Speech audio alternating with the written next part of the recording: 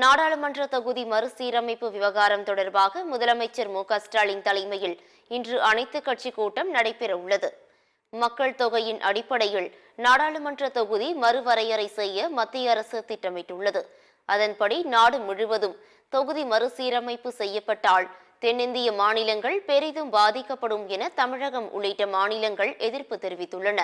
இந்த நிலையில் மத்திய அரசின் நாடாளுமன்ற தொகுதி மறுசீரமைப்பு நடவடிக்கைக்கு எதிர்ப்பு தெரிவித்து அனைத்துக் கட்சி கூட்டத்துக்கு முதலமைச்சர் மு.க.ஸ்டாலின் அழைப்பு விடுத்துள்ளார்.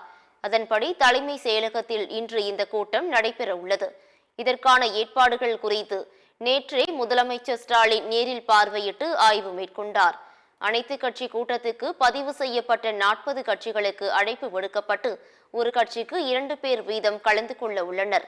அந்த வகையில் திமுக சார்பில் அமைப்பு செயலாளர் ஆர்.எஸ். பாரதி, மூத்த வழக்கறிஞர் வில்சன் ஆகியோர் பங்கேற்கின்றனர். அதிமுகவில் இருந்து முன்னாள் அமைச்சர் ஜெயக்குமார், வழக்கறிஞர் இன்பதுரை கலந்து கொள்ள உள்ளனர். காங்கிரஸ், விடுதலை சிறுத்தைகள், பாமக, தேமுதிக, மதிமுக மற்றும் கம்யூனிஸ்ட் கட்சிகளின் தலைவர்களும் பங்கேற்க உள்ளனர்.